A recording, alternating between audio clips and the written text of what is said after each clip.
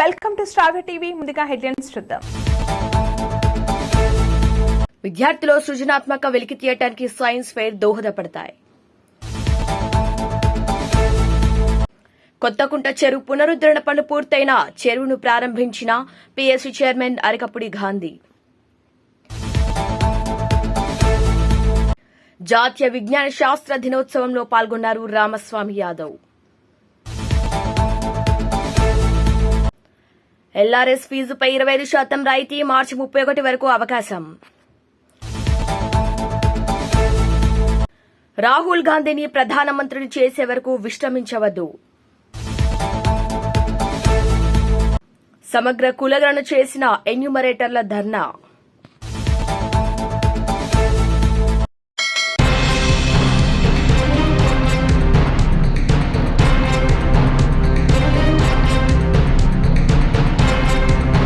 విద్యార్థుల సృజనాత్మక వెలికి తీయటానికి సైన్స్ ఫేర్ దోహదపడతాయని గ్లోరియస్ పాఠశాల కరెస్పాండెంట్ సింహాచలం అన్నారు. శుక్రవారం బొల్లారం మున్సిపాలిటీ పరిధిలోని గ్లోరియస్ పాఠశాలలో సైన్స్ ఫేర్ కార్యక్రమం ఏర్పాటు చేశారు. ఈ సందర్భంగా పాఠశాల విద్యార్థులు science fair, arts, crafts expo ఘనంగా ఏర్పాటు చేశారు. ముందుగా ఈ కార్యక్రమానికి ముఖ్య అతిథులుగా బీజేపీ మున్సిపల్ అధ్యకులు కేజీఆర్ ఆనంద్, కృష్ణారెడ్డి, శ్రీ శ్లోక ఇంటర్నేషనల్ పాఠశాల కరెస్పాండెంట్ కోత్వాల్ హరికృష్ణారెడ్డి, శ్రీ వాగ్దేవి పాఠశాల కరెస్పాండెంట్ భాస్కర్ రెడ్డి, వివిధ పాఠశాల కరెస్పాండెంట్ ప్రభుకుమార్, శ్రీనివాస్, జావీద్ హాజరై జ్యోతి ప్రజ్వలన చేసి కార్యక్రమాన్ని ప్రారంభించారు. ఈ సందర్భంగా గ్లోరియస్ పాఠశాల కరెస్పాండెంట్ మాట్లాడుతూ విద్యార్థుల్లో దాగి ఉన్న ప్రతిభను వ్యక్తీకరించడానికి సైన్స్ ఫేర్ సహాయపడుతుందని అన్నారు. విద్యార్థులను వివిధ ప్రదర్శనలకు ప్రోత్సహించిన ఉపాధ్యాయులను ఆయన అభినందించారు. ఈ కార్యక్రమంలో పాఠశాల ప్రధాన ఉపాధ్యాయురాలు ఏ పబ్రిత, ఉపాధ్యాయులు వి రాణి, ఎంజే లీలా, కె జయసుధ, మనోరమ జీనా, ప్రమిళ, ఏ హారిక, ఎన్ సునీత, జ్యోతి, విజయ, కె శిరీష, కె లలిత, సుశీల, కుమారి, లక్ష్మీ ప్రసన్న, విద్యార్థులు తదితరులు పాల్గొన్నారు.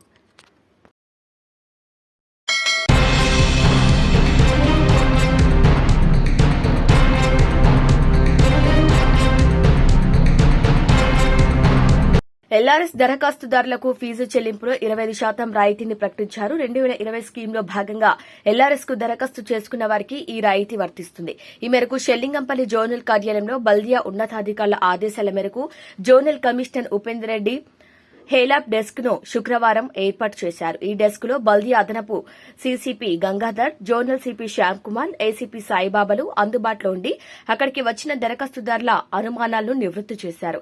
ఈ సందర్భంగా జోనల్ కమిషనర్ ఉపేందర్ రెడ్డి మాట్లాడుతూ అనాధికారిక ఫ్లాట్లను క్రమబద్దీకరించుకునేందుకు 2020లో 1000 రుసుము చెల్లించిన దరఖాస్తులకు ఈ అవకాశాన్ని వినియోగించుకోవచ్చన్నారు. ఇందుకు గాను పూర్తి ఫీజును మార్చి 31లోగా చెల్లిస్తే 25% రాయితీ లభిస్తుందన్నారు. దరఖాస్తుదారుల సౌలభ్యం కోసం వారికి తగు సేవలను అందించేందుకు జోనల్ కార్యాలయంలో ఎల్ఆర్ఎస్ హెల్ప్ డెస్క్ ను ఏర్పాటు చేసినట్లు జోనల్ కమిషనర్ ఉపేందర్ రెడ్డి తెలిపారు. ప్రతినిత్యం ఉదయం 10 గంటల నుంచి సాయంత్రం 5 గంటల వరకు సిబ్బంది హెల్ప్ డెస్క్ లో అందుబాటులో ఉండి సేవలను అందిస్తారన్నారు. నిర్దిష్ట కాలంలో స్థలాల క్రమబద్దీకరణకు దరఖాస్తు చేసుకున్న దరఖాస్తుదారులు ఈ సదావకాశాన్ని వినియోగించుకోవాలని కోరారు. ఆ సమయంలో దరఖాస్తు చేసుకున్న వారికి దరఖాస్తులో పొందుపరిచిన సెల్ నంబర్లకు తదుపరి ఫీజు చెల్లింపు సమాచారం చేరిందన్నారు. దరఖాస్తు పురోగతి, ఫీజు చెల్లింపు సమాచారం, డాక్యుమెంట్ల పరిశీలన సహా ఇతర అంశాలపై ఎటువంటి సందేహాలున్నా జోనల్ కార్యాలయంలోని హెల్ప్ డెస్క్ ద్వారా నివృత్తి చేసుకోవచ్చని జెడ్సీ ఉపేందర్ పేర్కొన్నారు.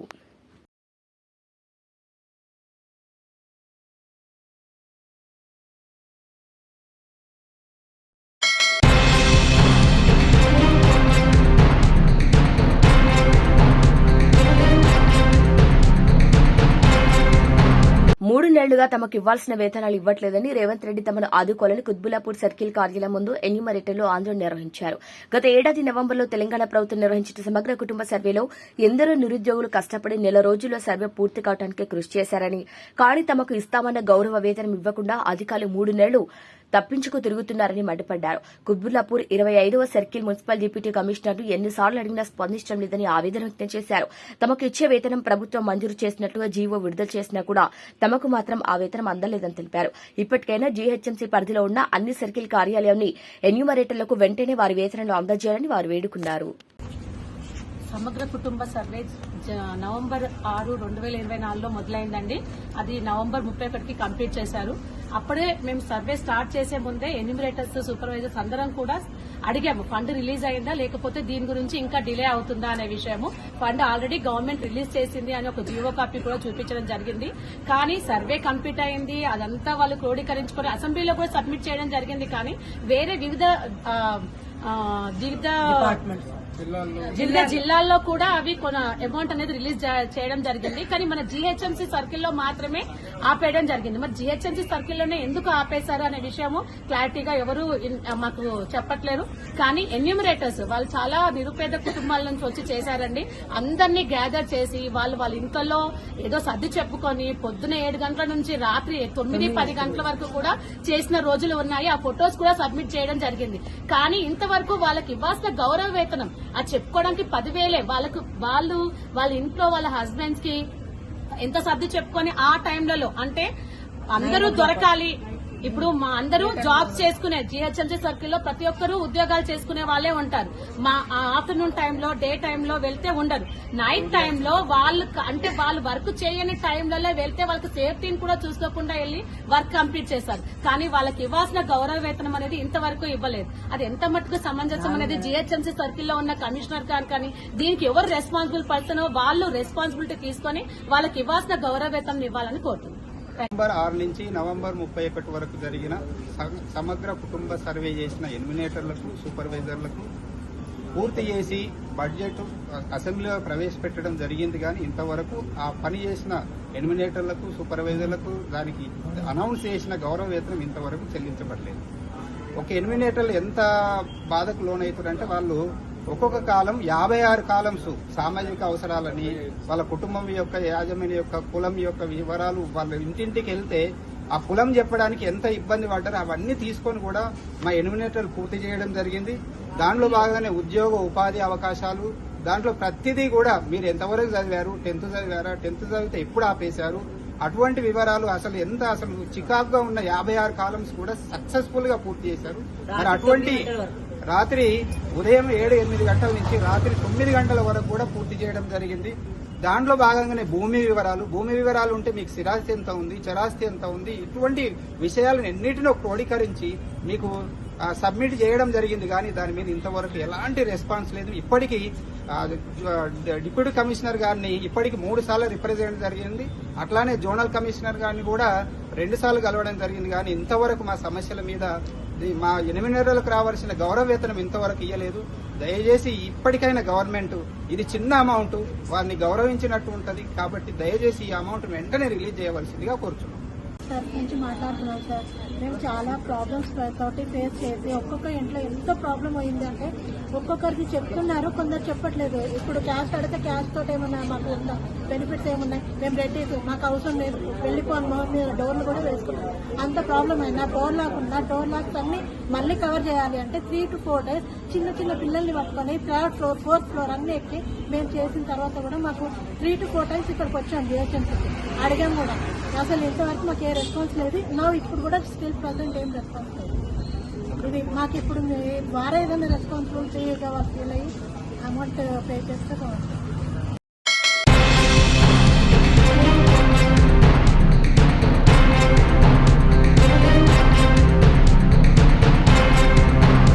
హఫీజ్పేట్ డివిజన్ పరిధిలో గల కొత్తకుంట చెరువును సుందరీకరణలో భాగంగా GHMC Genpact United Way Hyderabad IT company CSR funds ద్వారా చేపట్టిన సుందరీకరణ పనులను అభివృద్ది పనులు పూర్తయిన సందర్భంగా కార్పొరేటర్ జగదీశ్వర్ గౌడ్ ఐటీ సంస్థ ప్రతినిధులతో కలిసి చెరువును ప్రారంభించి మొక్కలు నాటిన పీఎస్సీ చైర్మన్ అరకపుడి గాంధీ. ఈ సందర్భంగా పీఎస్సీ చైర్మన్ గాంధీ మాట్లాడుతూ GHMC Genpact United Way Hyderabad IT company వారు సిఎస్ఆర్ ఫండ్స్ ద్వారా కొత్తకుంట చెరువుకు దిశ మారిందని, ఎన్నో ఏళ్ల సమస్య నేటితో తీరునని, శాశ్వత పరిష్కారం దిశగా చెరువును అభివృద్ది చేపట్టడం జరిగిందని, మురికి కూపం లాంటి చెరువు స్వచ్ఛమైన మంచినీరు లాంటి చెరువుగా తీర్చిదిద్దటమే ధ్యేయంగా పనిచేసి నేడు చెరువును పునరుద్దరణ చేసిన శుభ సందర్భంగా ఈ కార్యక్రమంలో పాల్గొన్న ప్రతి ఒక్కరికి ప్రత్యేక కృతజ్ఞతలు తెలియజేస్తున్నానని అన్నారు.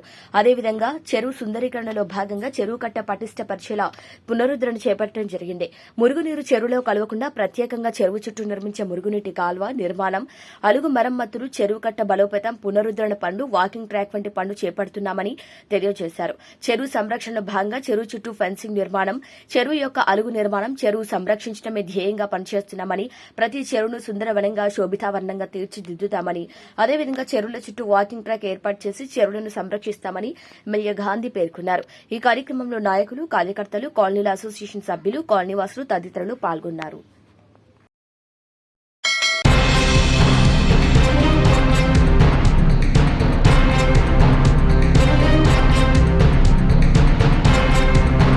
గచ్చిబౌలి డివిజన్ పరిధిలో గల జవహర్ నవోదయ విద్యాలయంలో friends welfare association convener Tadiboina Ramaswamy Yadav ఆధ్వర్యంలో సైన్స్ డేని నిర్వహించారు. ఈ సందర్భంగా జవహర్ నవోదయ విద్యాలయం విద్యార్థులందరూ అనేక రకాల విజ్ఞాన శాస్త్రానికి సంబంధించిన చిత్రపటాలు, వివిధ రకాల ప్రాజెక్టు నమూనాలు తయారు చేసి పాఠశాలలో ప్రదర్శనకుంచారు. ఈ వైజ్ఞానిక ప్రదర్శన అటు విద్యార్థులను ఇటు విద్యార్థుల తల్లిదండ్రులను ప్రదర్శనను తిలకించిన చిన్న పెద్దలందరూ కూడా ఆనందోత్సాహాలకు గురిచేశాయి. ఈ కార్యక్రమంలో సర్ సివి రామన్ చిత్రపటానికి పుష్పాంజలితో ఘనంగా నివాళులు అర్పించారు. ఈ సందర్భంగా జరిగిన కార్యక్రమానికి ప్రిన్సిపల్ డి విజయభాస్కర్ అధ్యక్షతన వహించారు. ముఖ్య అతిథిగా విచ్చేసిన హైదరాబాద్ కేంద్ర విశ్వవిద్యాలయం భౌతిక శాస్త్ర ఆచార్యులు ఆచార్య జి వెంకటయ్య విద్యార్థులను ఉద్దేశించి ప్రసంగిస్తూ భారతదేశ వ్యాప్తంగా హైస్కూల్స్, కళాశాలలు, విశ్వవిద్యాలయాలు, సైన్స్ పరిశోధనా కేంద్రాల్లో జాతీయ సైన్స్ డేను ఒక ప్రత్యేకమైన ఉద్దేశంతో నిర్వహించుకోవడం జరుగుతుంది. ఈ సంవత్సరపు ఉద్దేశం అభివృద్ది చెందిన భారతదేశం కోసం సైన్స్ ఆవిష్కరణలో ప్రపంచ నాయకత్వం కోసం భారత యువతకు సాధికారత కల్పించడమని అన్నారు. సర్ సివి రామన్ తన పరిశోధనను ఫిబ్రవరి 28న ఆవిష్కరించిన రోజు. సివి రామన్ ఎఫెక్ట్ అంటే కాంతి కిరణం, ద్రవం, ఘనం వంటి యానకాలను దాటినప్పుడు ఆ యానకం ద్వారా ప్రయాణించే కాంతిలో కొంత భాగం రంగు మారుతుంది. ఈ ప్రభావాన్ని రామన్ ఎఫెక్ట్ అంటారు. ఈ పరిశోధనకు సివి రామన్ 1930లో భౌతిక శాస్త్రంలో నోబెల్ బహుమతి పొందారు. సివి రామన్ ప్రపంచ గగన వీధుల్లో మన దేశ పతాకాన్ని రెపరెపలాడించిన గొప్ప భౌతిక శాస్త్రవేత్త అని కొనియాడారు. ఆయన భౌతిక శాస్త్రంలో అనేక పరిశోధనలు చేశారు. వారు సైన్స్ రంగంలో చేసినటువంటి పరిశోధనకు గుర్తింపుగా భారత ప్రభుత్వం 1954 భారతరత్న బిరుదుతో సత్కరించడం జరిగింది. ఆయన జీవితకాలంలో సగభాగం పరిశోధనలకే కేటాయించారు. రామన్ ప్రకృతి ప్రియులు. అందులో శబ్దాలు, రంగులు, విలువైన రాళ్లు, వజ్రాలు మొదలైన వాటిపై పరిశోధన చేశారు. ఆయన చిన్నతనం నుండి తెలివైన, చురుకైన విద్యార్థి. భౌతిక శాస్త్రంలో విశేషమైన ప్రతిభా పాఠవాలను చూపారు. ఆయనను దేశ విదేశాల్లో అనేక గౌరవ డాక్టరేట్లు పురస్కారం వరించాయి. ఆయన మన దేశంలో వైజ్ఞానిక రంగంలో తొలి నోబెల్ బహుమతి పొందిన కాంతి పుంజం. అలాగే ప్రతిష్టాత్మక భారతరత్న అందుకున్న తొలి విజ్ఞాని కిరీటమని కొనియాడారు.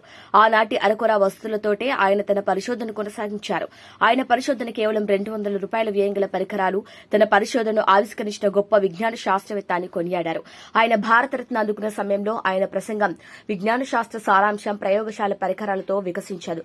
నిరంతరం పరిశోధన, స్వతంత్రంగా ఆలోచించే ప్రవృత్తి, ఇవే విజ్ఞాన శాస్త్ర సాగరాన్ని మధించి వేస్తాను అనే ప్రసంగం నేటి యువ శాస్త్రవేత్తలకు మార్గదర్శకంగా నిలుస్తాయని అన్నారు.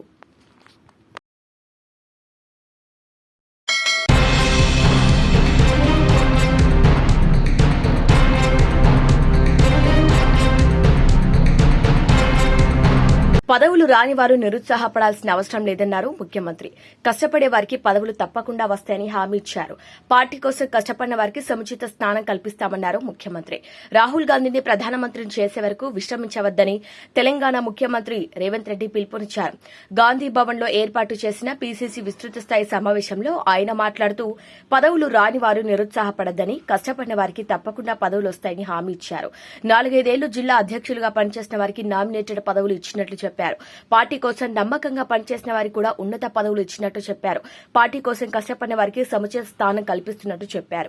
ప్రస్తుతం 2 ఏళ్ల కాలానికి కార్పొరేషన్ చైర్మన్ పదవులు ఇచ్చామని, మార్చి 10వ తేదీలోపు జిల్లాల వారీగా ఇన్ఛార్జి మంత్రులు నామినేటెడ్ పదవులకు సంబంధించిన నివేదికలు ఇవ్వాలని ఆయన అన్నారు.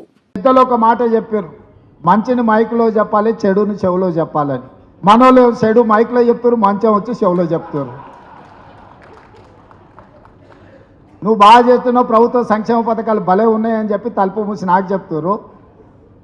బయట మైకులో మాత్రం ఎట్లా చెప్పాలో అట్లా చెప్తారు.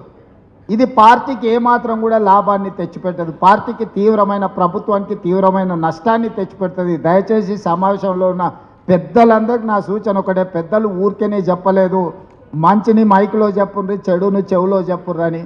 నా సూచన కూడా, నా విజ్ఞప్తి కూడా ఒకటే, మంచిని మైక్లో చెప్పండి, చెడుని చెవులో చెప్పండి. ఆ చెడుని ఎట్లా సరిదిద్దుకోవాలనో మనం ప్రయత్నం చేద్దాం. పెద్దలందరూ కూడా నా విజ్ఞప్తి ఒకటే, నేను ఎవరిని వేరే రకంగా ఉద్దేశంతో చెప్పడం లేదు. ఇది మన అందరం కూడా ఒక అవగాహనతోని ముందుకు వెళ్ళాల్సిన సందర్భం.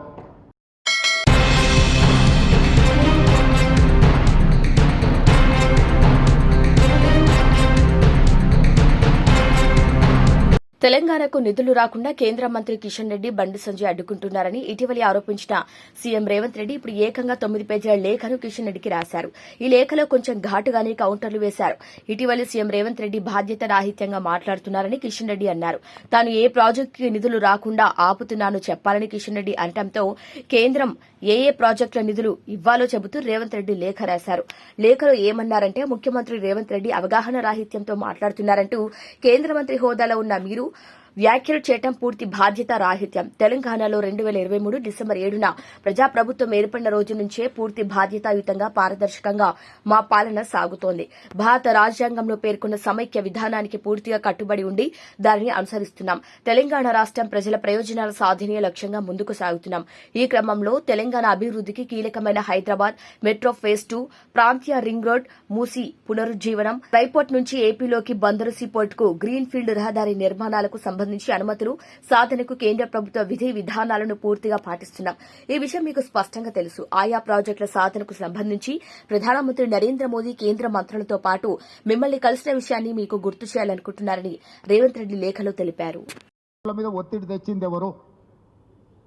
ఈరోజు నేనే స్వయంగా కిషన్ రెడ్డి గారిని ఢిల్లీలో కలిసి నివేదికలు ఇచ్చొచ్చిన ఈ అంశాల మీద మా పొన్నం ప్రభాకర్ గారు పోయి హైదరాబాద్ ఇన్ఛార్జ్ మినిస్టర్గా కలిసి కిషన్ రెడ్డి గారికి చెప్పొచ్చారు.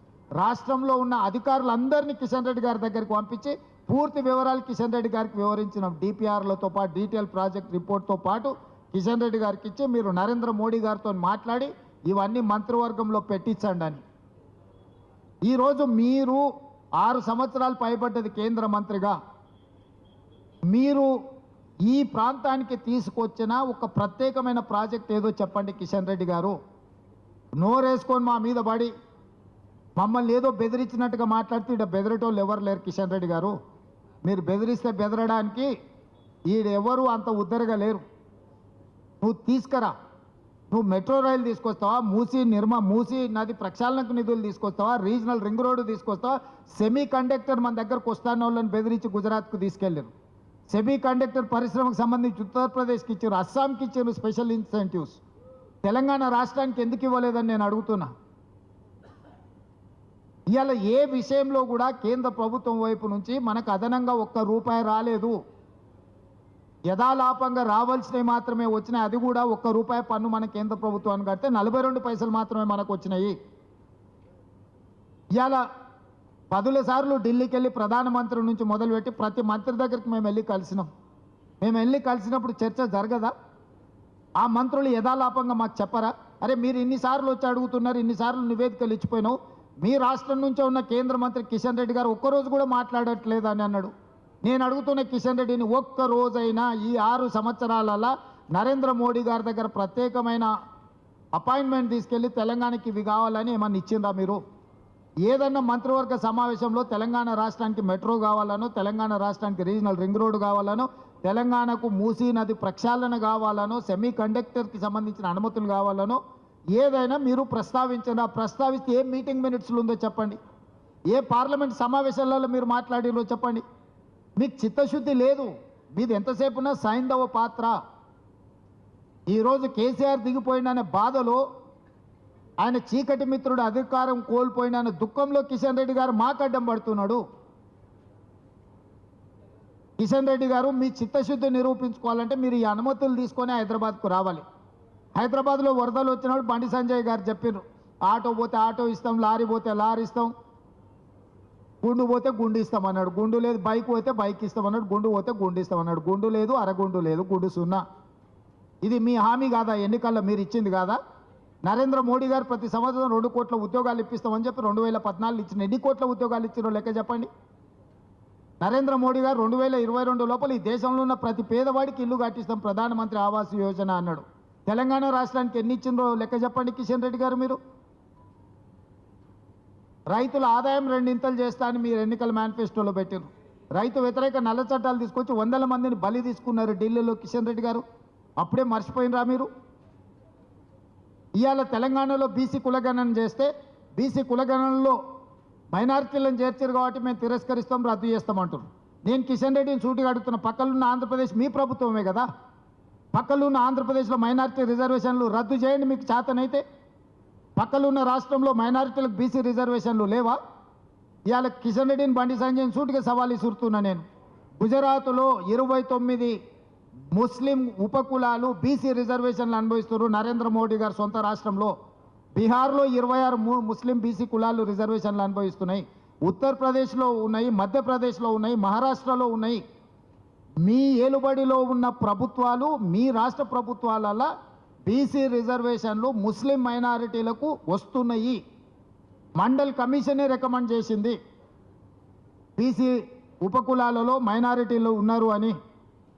దూదేక్లా, నూర్ భాష ఇట్లాంటివి చాలా మైనారిటీ ఉపకులాలు ఈరోజు బీసీ రిజర్వేషన్లు ఉన్నాయి. ఈరోజు కులగణన జరిగితే మీరు అధికారం కోల్పోతుందనే దుఃఖంలో కిషన్ రెడ్డి గారు ఈరోజు అడ్డం పడుతున్నాడు బీసీ కులగణన మీద.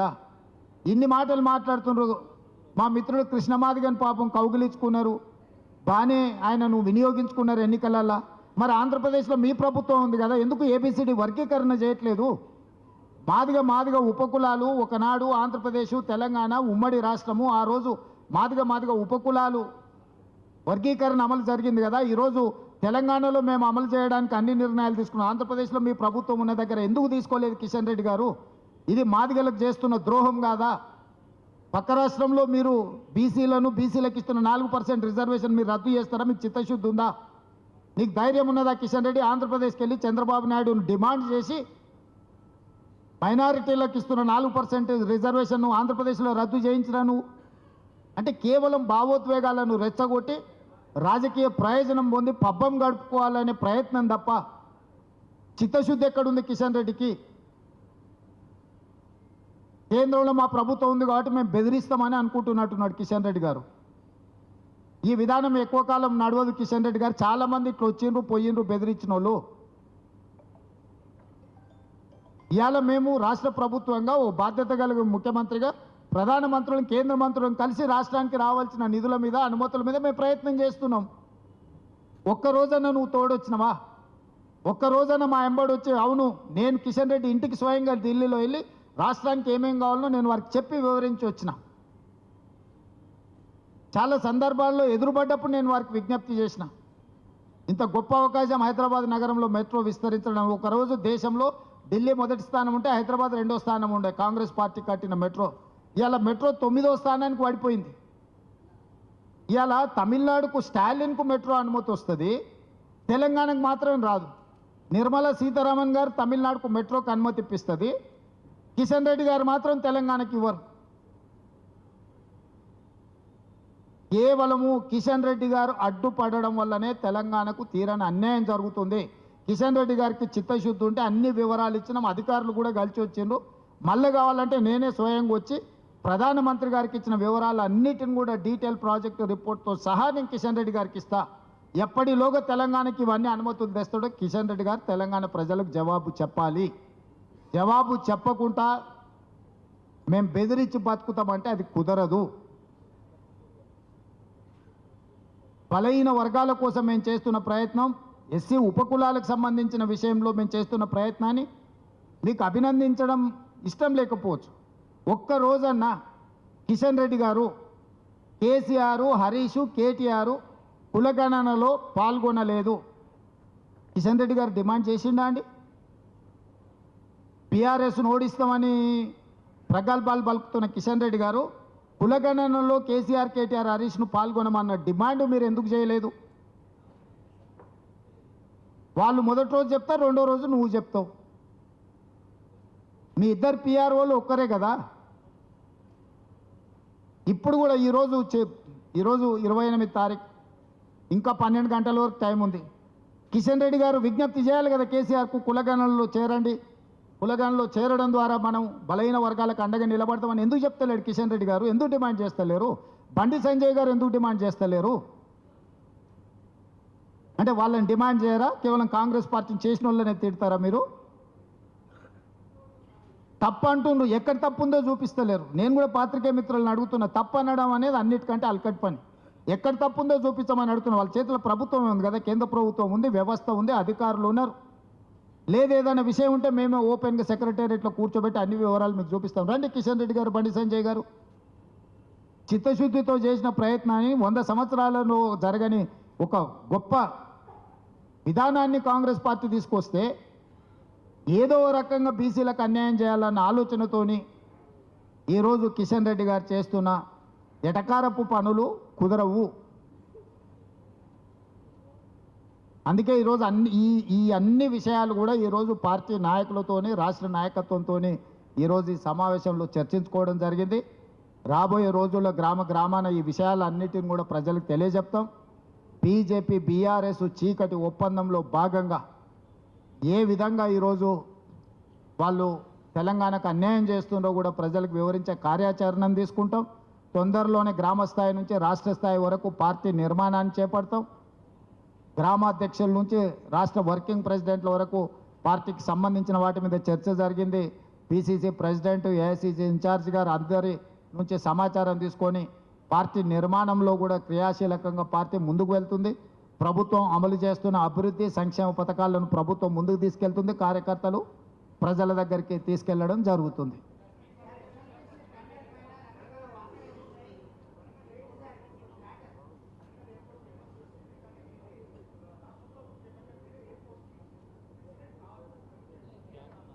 అంటే నాకు అర్థం కాలే రాహుల్.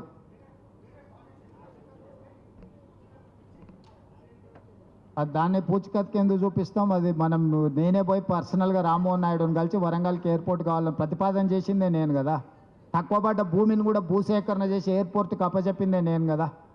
వరంగల్కి ఔటర్ రింగ్ రోడ్డు, వరంగల్కి ఎయిర్పోర్ట్ ఇచ్చిందే నేనే, భూమి ఇచ్చిందే నేనే, భూసేకరణను క్లియర్ చేసిందే నేనే. కేంద్ర ప్రభుత్వానికి వెళ్ళి పదే నివేదికలు ఇచ్చి నిపుణులను తీసుకొచ్చి మొత్తం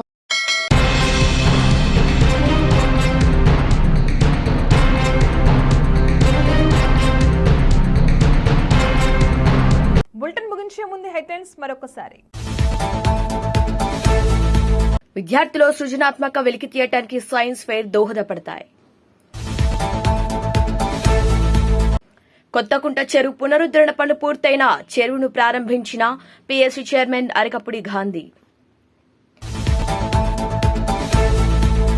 జాతీయ విజ్ఞాన శాస్త్ర దినోత్సవంలో పాల్గొన్నారు రామస్వామి యాదవ్.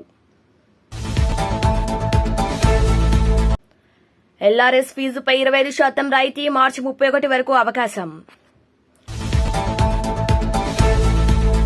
రాహుల్ గాంధీని ప్రధానమంత్రిని చేసే వరకు విశ్రమించవద్దు. సమగ్ర కులగణన చేసిన ఎన్యూమరేటర్ల ధర్నా. Bulletin updates. Keep watching Star TV.